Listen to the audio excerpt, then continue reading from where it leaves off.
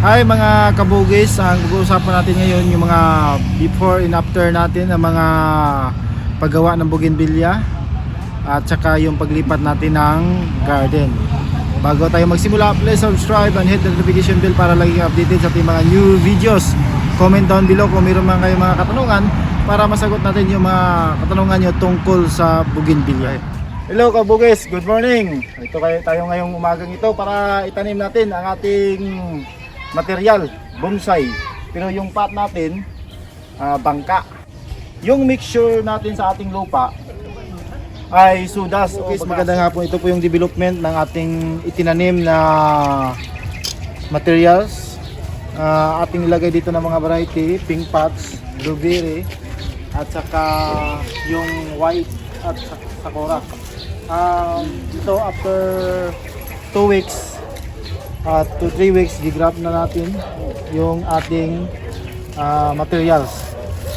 After 15 days, buksan natin to para makita natin kung buhay na yung ating mga sayon.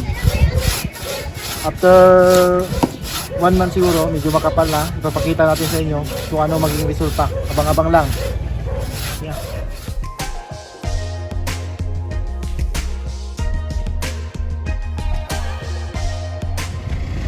Hi mga kabugis, magandang hapon. Ito na po yung ating bougainvillea na ating nag-grab.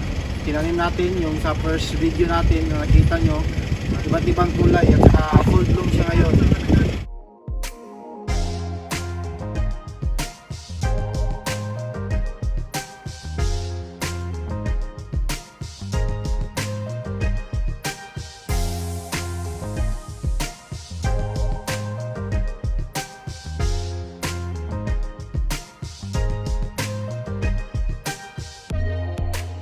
Masyadong malaki din yung pot natin na parang bangka. Yan.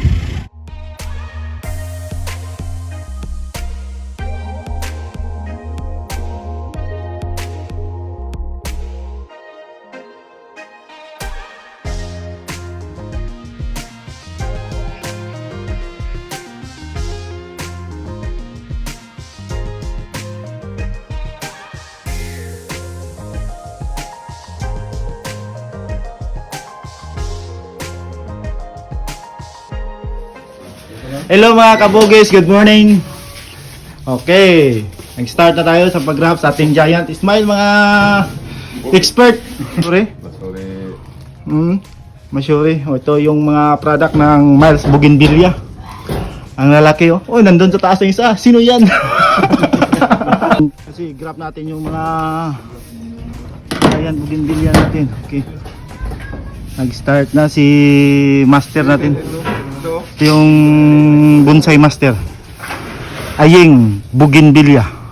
Ayeng Bugis Garden. Iba't ibang varieties itong isa. Itong isa pure pink pots. Yun o, yun yung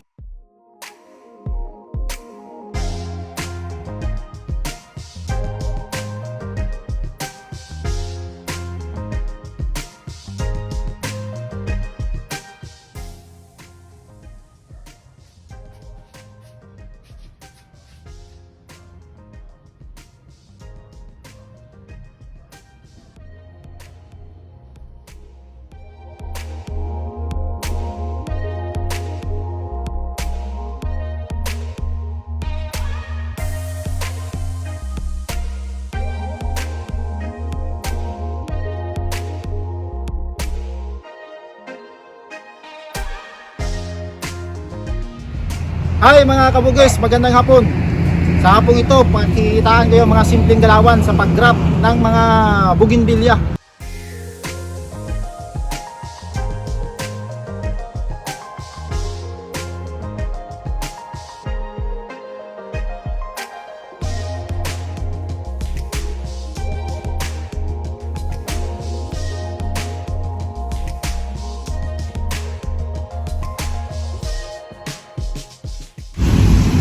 Hi mga kabugis, ito na po yung ginawa natin, yung sa ating grafting technique.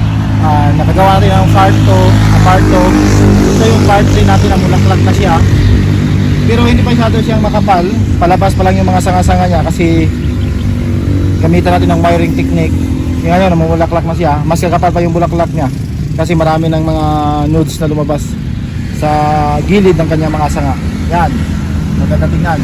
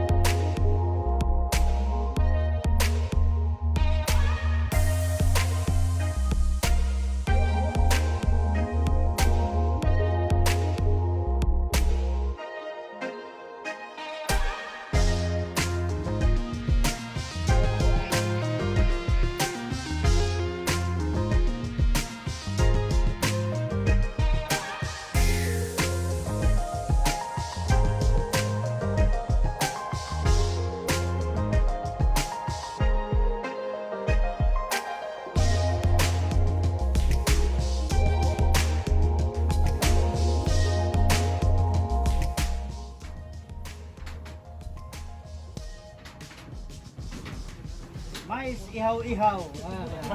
Ay mga kabukis, nandito na po tayo sa new site natin na sa nag-display na mga bougainvillea, ang Miles Bougainvillea. Dito siya, between siya sa business hub ng Brigada at saka Sura Subdivision. Pwede kayong pumunta rito para tumingin din sa aming mga magagandang bulaklak na bougainvillea. Dito po tayo sa Miles Bougainvillea para ipakita natin sa inyo yung mga magagandang bulaklak natin dito sa Miles Bougainvillea. Tingnan nyo, dito, doon sa unahan, maraming mga display dito.